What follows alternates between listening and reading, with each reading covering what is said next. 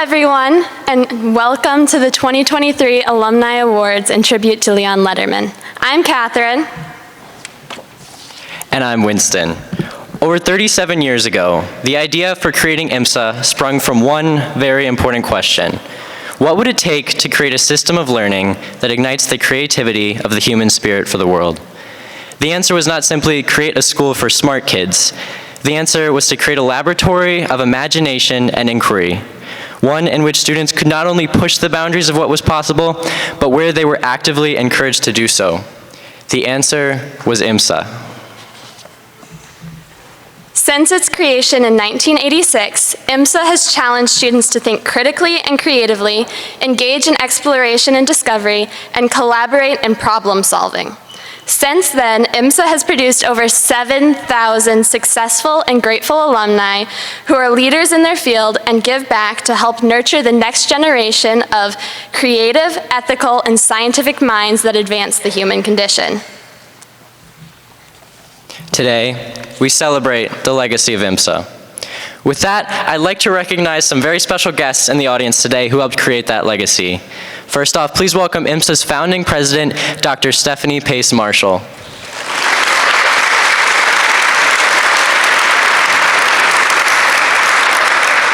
Also, please give a warm welcome to the families of our Alumni Award recipients, as well as our group of alumni supporters.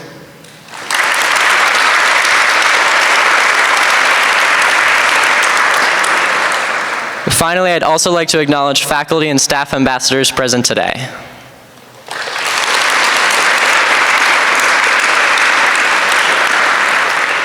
Thank you all for being with us for this event. At this time, it is my honor to introduce IMSA's principal, Dr. Angela Rowley.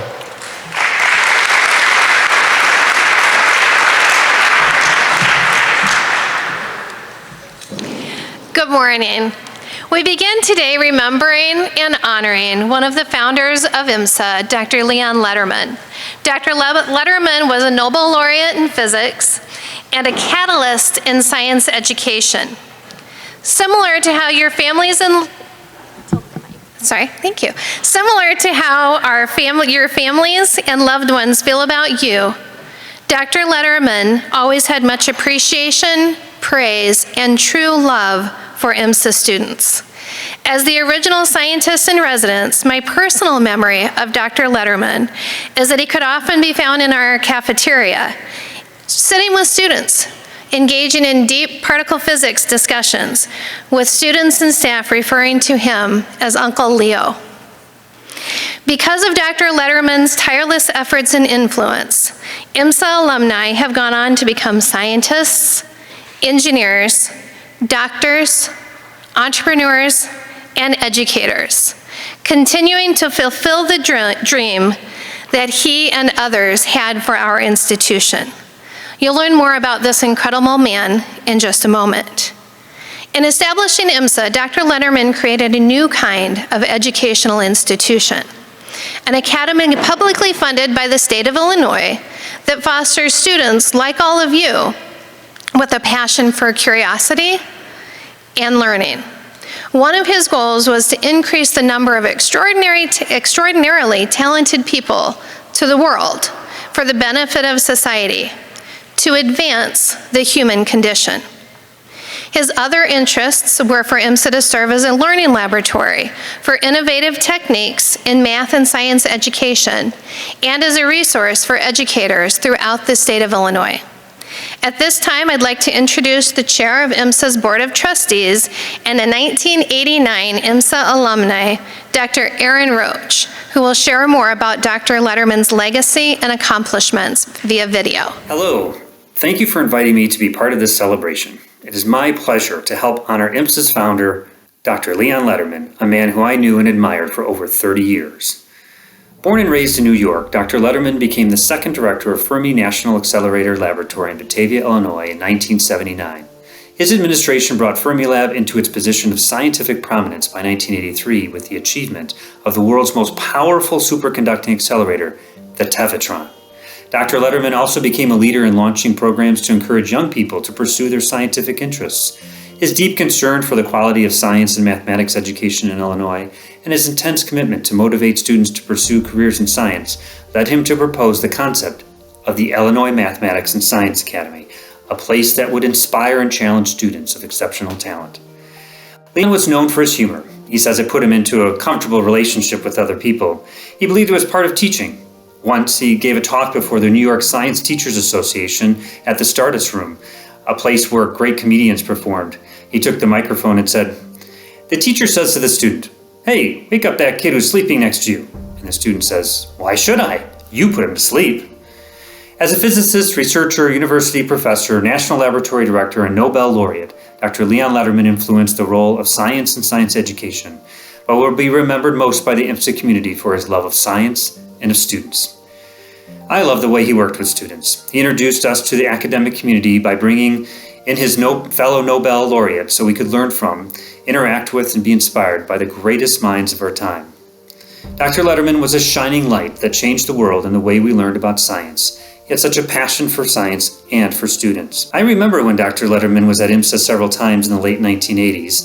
I was struck then and still today by his vision of IMSA as a place to foster innovative scientific and educational practices. Before his first visit, he hadn't yet won the Nobel Prize. He won it in my senior year, I believe. Then he came back to visit students and faculty as this world-renowned celebrity, and he had the same passion to champion IMSA students changing the world. He was so personable, and he was a visionary. Throughout his lifetime, Dr. Lederman has been honored by presidents and kings worldwide for his contributions to science, including President Lyndon B. Johnson for the National Medal of Science, President of Israel Chaim Herzog for the Wolf Prize in Physics, President Bill Clinton for the Enrico Fermi Award, and King Carl Gustaf XVI of Sweden, who presented Leon with the Nobel Prize in Physics in 1988. On behalf of the Board of Trustees, IMSA staff, including faculty and all IMSA alumni, I encourage each and every one of you, our current students, to carry on his legacy. Your passion, dedication, and contributions to society will make his life's work and his vision for IMSA shine bright always. If we do what we know is right, we know what we feel is right, it's bound to happen that among our graduates there'll be numbered scientists, engineers, and those who go on to earn degrees in law and the humanities. There are likely to be those few who create new intellectual worlds, cure a human ailment, or in some other way significantly influence life on our planet. Our philosophy, because we don't know which of our students will do these things, our philosophy will be to treat our charges as if each one is capable of this extraordinary achievement. Only one such product will make the effort and expense of this school for its entire duration worthwhile. As a tribute to him and a celebration of IMSA's founding, our Chamber Strings Octet will perform Celebrate Minuet.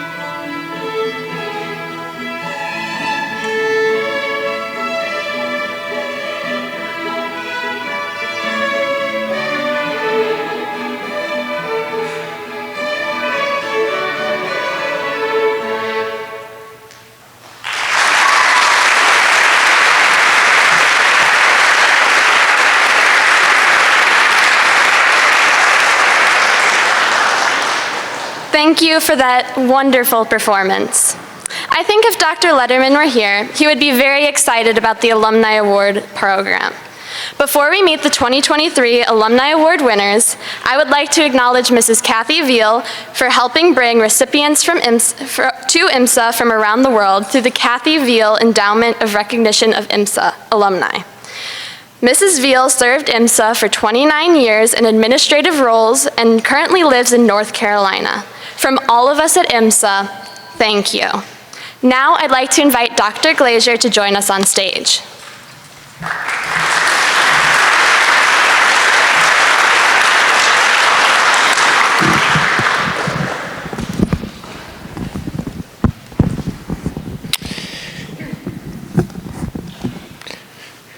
Thanks, Catherine.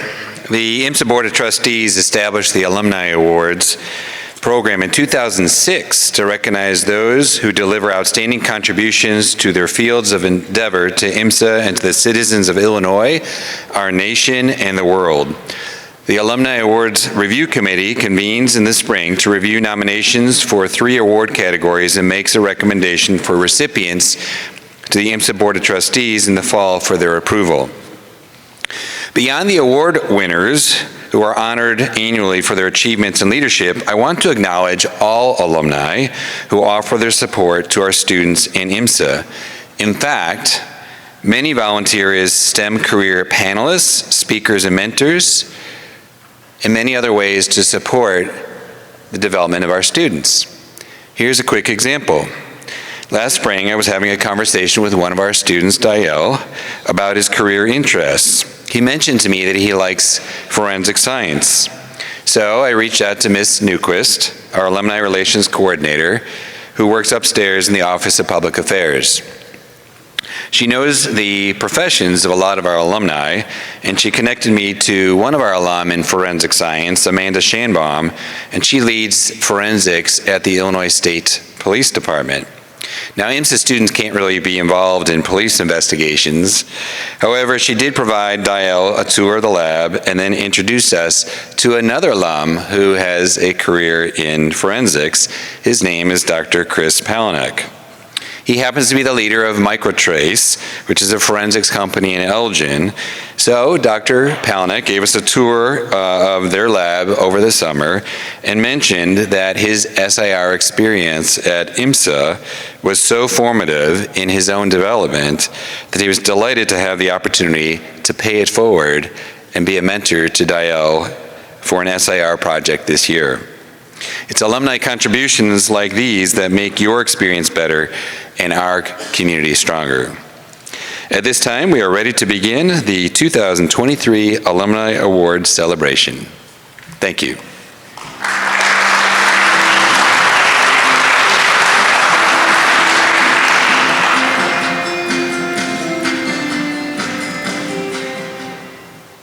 Thank you, Dr. Glazer.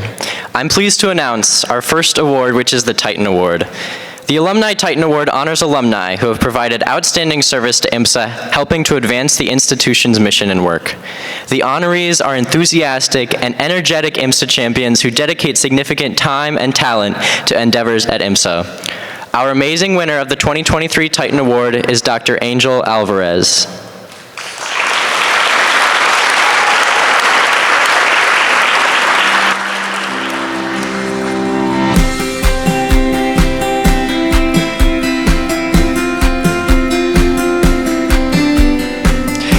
Alvarez is Research Assistant Professor of Neurology and Manager of Stem Cell Core at Northwestern University, Feinberg School of Medicine. His desire to give back and contribute to being a positive force in the lives of current and future IMSA students. He has been active in advocating for issues of equity and excellence in education, volunteers at IMSA career panel events, and serves as an advisor to past and current SIR students. He also serves as an IMSA Alumni Association cabinet member, which has allowed him to bring his perspective of having been a low-income student of color who now has become a scientist. Please welcome Dr. Alvarez.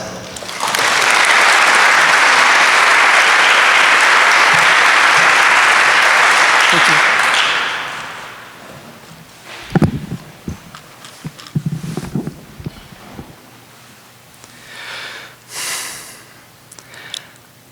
I shouldn't be here. that is true on so many levels. I think part of it is like this imposter syndrome. When you're surrounded by so many accomplished people, you're just like, well, how am I like them? These people have these traits that I admire. And you kind of look at yourself and you feel less than. I think also part of it is just looking back at your background and the statistical unlikelihood that someone, from your background, who were born in your neighborhood, experienced the things that you experienced, would be able to be here and have the opportunity to speak to you. But oftentimes we have to shine brightest when we're in the darkest of places. But I think the other irony is that that statement of I shouldn't be here is rooted in the simple fact that I had to leave IMSA twice, which I guess makes me a little bit special. The first time in my first sophomore year, I had to leave because of some family trauma back at home. And I won't bore you with the details, so it'll be more age appropriate. But in going back, you realize a sadness about what you missed, but also a realization that there's a lot more beyond this. As amazing and as all-encompassing that this IMSA experience can be, there's more out there. And when I came back, I had this greater appreciation for what was here, and also a sadness about how fragile life can be. And upon coming back, it was awkward because many of the faculty and staff treated me a little bit differently. There was this cloud of suspicion, I think, surrounding why I had to leave. Was it drugs? Was it criminal activity? What was it? And I just couldn't help but notice that I was treated differently than other students. I think there are 4 faculty members I wanted to at least mention today. Dr. Jackie White. When I gave her my first paper, I got it back. It was marked up. It looked like a crime scene. And she just was kind enough and cared enough to put so much effort into correcting these mistakes because she knew that that wasn't the potential that I had, that I was capable of more. And by holding me to a higher standard, it allowed me to be a better person and a better scholar. Dr. Nachenved, I wasn't always given the best examples, right? I didn't speak the best way. I didn't respect people. I didn't respect myself the way I should. And he called me out on it. When I said something inappropriate, he said, "That's ridiculous." I was like, no. He's like, "No, that's just silly. I know what you mean, but that's just silly." And when I asked him later about that, he told me, it's important to criticize the behavior, not the person. And that stuck with me. Dr. Michael Fogel, I was a late bloomer to mathematics. So I wasn't the stellar student that I thought I was when I came to IMSA. I went from the top of the class to being at the very bottom. But Dr. Fogel treated me the same. In math, if it was right, it was right. If it's wrong, it's wrong. And he was willing to tell me why, repeatedly. Which was nice because it's easy to say, this person will never be a mathematician. Why invest so much? But he didn't give up on me. And it was later in college where I developed an appreciation for topology. Finally, Dr. Richard Dodds was my biochem instructor, and he really treated me in a way that was different than others because he would tell me, this is really interesting. This idea you had is just fascinating. Tell me more about it.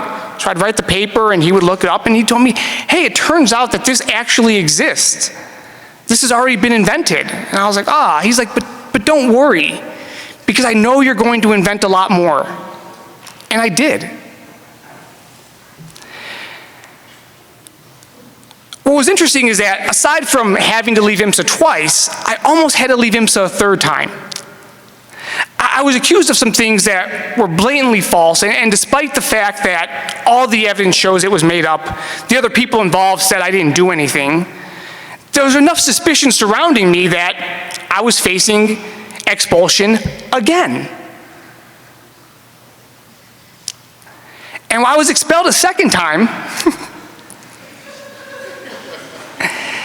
and And I appealed, and they let me come back.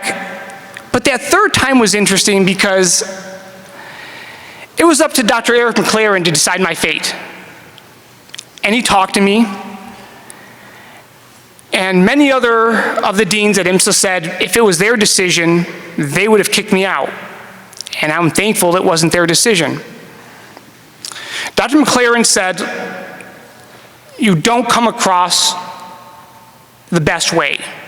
You don't present yourself the best way, but there's a difference between someone who is misjudged versus someone who is bad.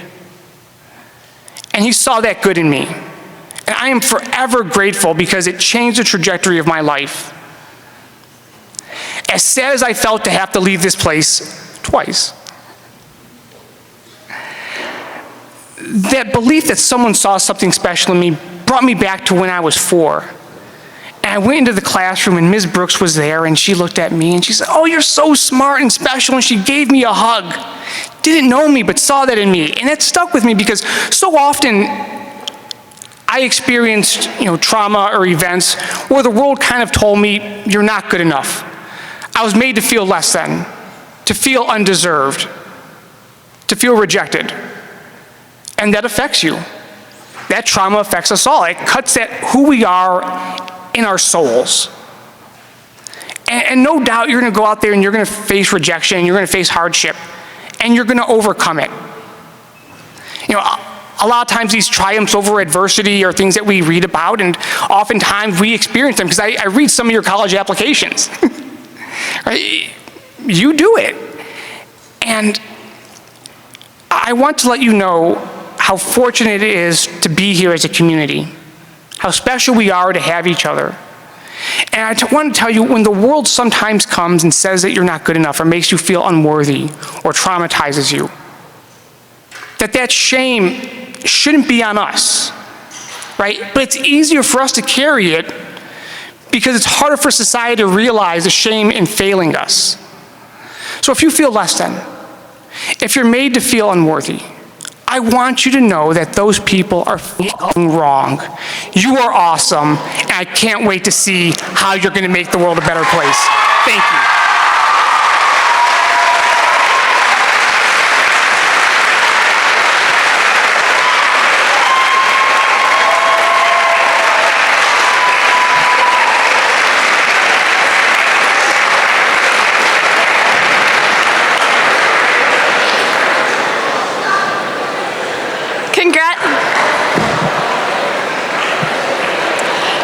Congratulations, Dr. Alvarez, and thank you for that truly amazing message. Next, we have the Distinguished Leadership Award. This award goes to alumni who have made achievements or leadership contributions in their professional fields consistent with IMSA's mission.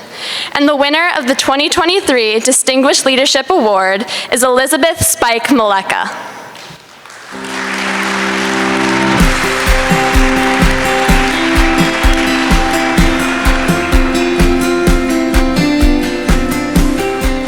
Elizabeth Maleka was in the first wave of women to defend our nation in a military role. Accumulating over 1,200 hours as a radar intercept officer in the F-14 Tomcat, Elizabeth was responsible for navigating, running communications, and operating weapon systems.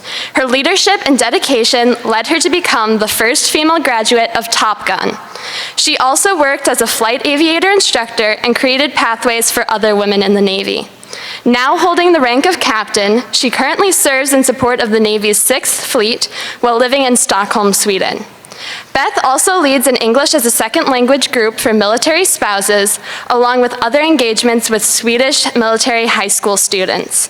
Her work to break the glass ceiling in military roles and her dedication to future generations is clear in all that she does. Please welcome Elizabeth Spike Maleka.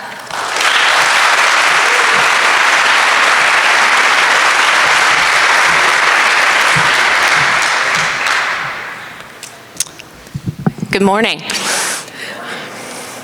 I'm very honored to be here. I've had the great privilege of doing some really exciting, fantastic things while in the Navy and deploying onboard aircraft carriers. But when I was in your situation and sitting in this very same gym, I never actually had that dream and that vision. And in fact, really, my story is a bit more about following the opportunities which came up and then just having the courage to venture into the unknown.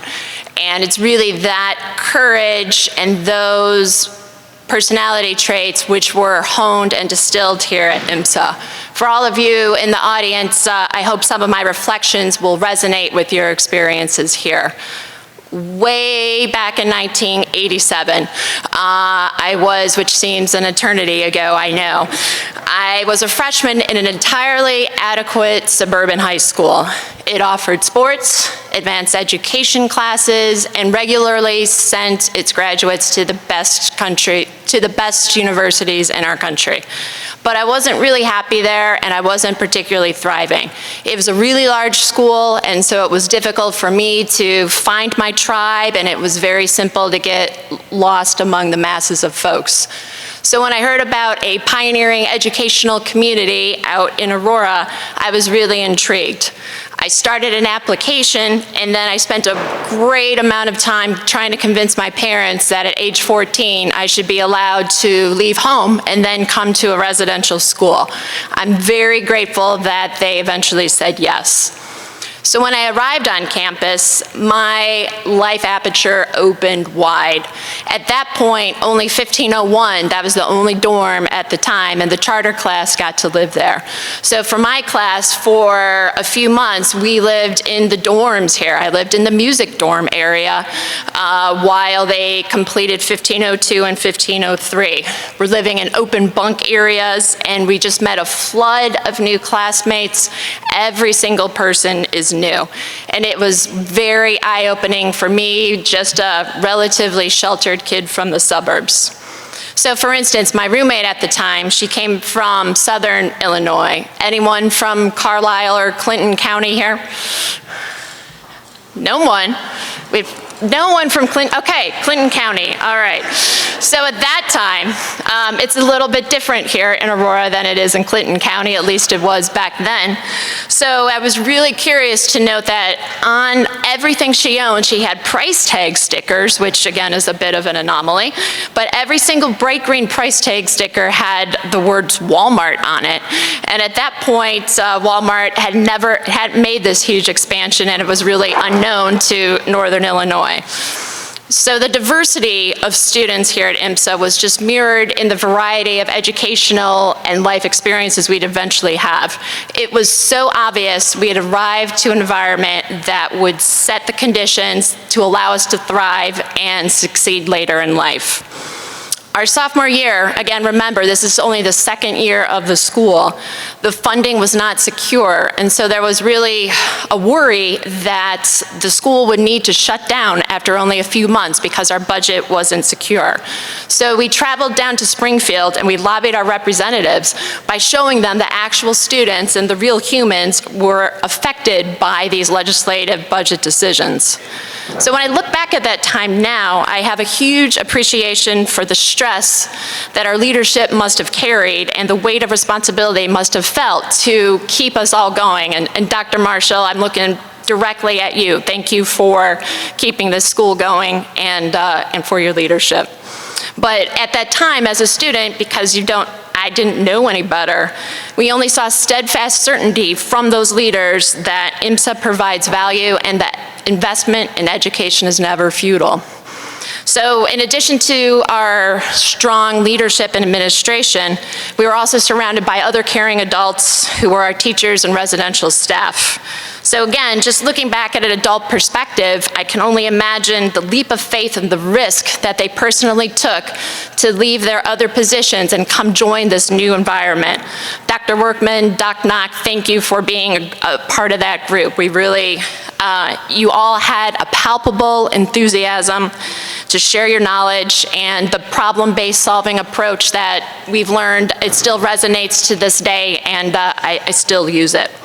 And then our residential staff, very young adults at that time, they're at the beginning of their careers, they embraced their roles as mentors and counselors and coaches. They held us to high standards, and it was always clear they deeply cared about us as people.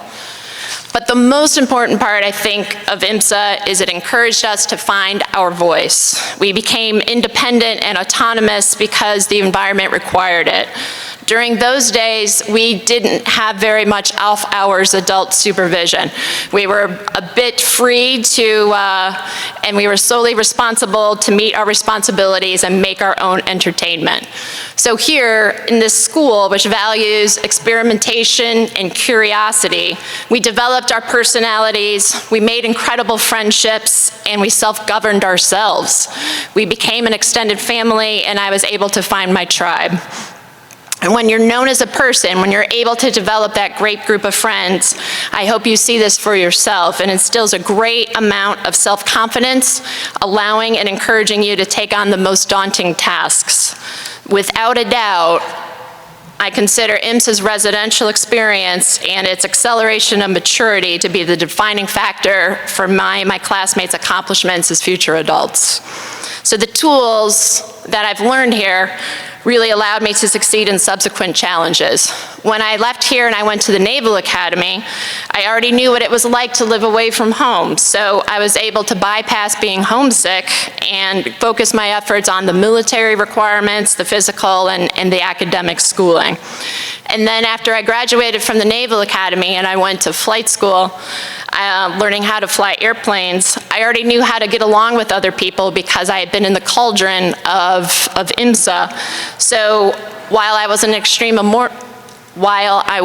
the extreme minority as a female, I was able to build those connections with my peers, and that helped carry the load. And then later, the early exposure I received here to calmly deal with ambiguity and uncertainty, which was modeled by our leaders, that helped me later to navigate dynamic flight scenarios while I was employed.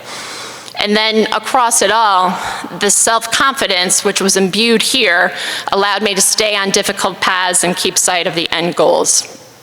So now, as I'm the old graduate standing in front of you, a senior officer in the Navy, I was and I'm able to cultivate potential in others. It gives me great pleasure to pay it forward and assist someone else along their journey. Leadership is not learned in the classroom, it's experiential. And my time here started me on my lifelong journey to support my values of service and advocacy. So it's truly an honor to be here as an alum and come back today, and it's even more so to be recognized amongst all these truly exceptional people.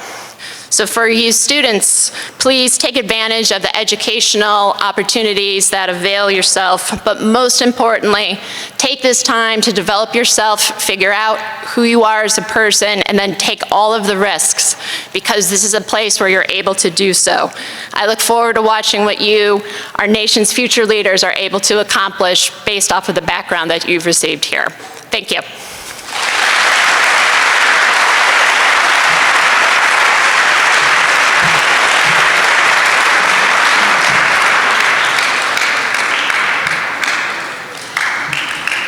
Congratulations to our 2023 Alumni Award recipients. In honor of our recipients, please enjoy a special performance by IMSA's Chamber Strings.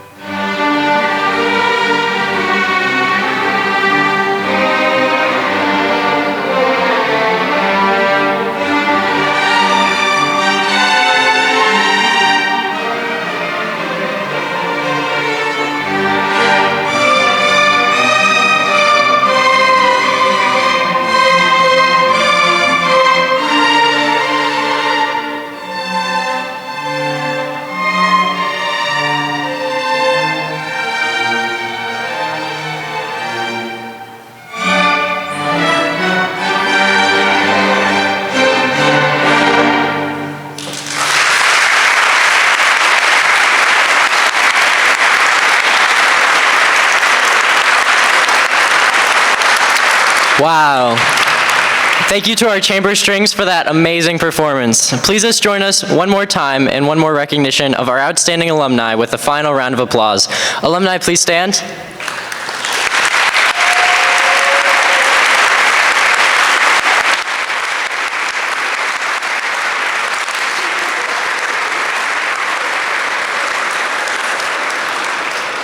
Congratulations to our recipients, and thank you to all our guests.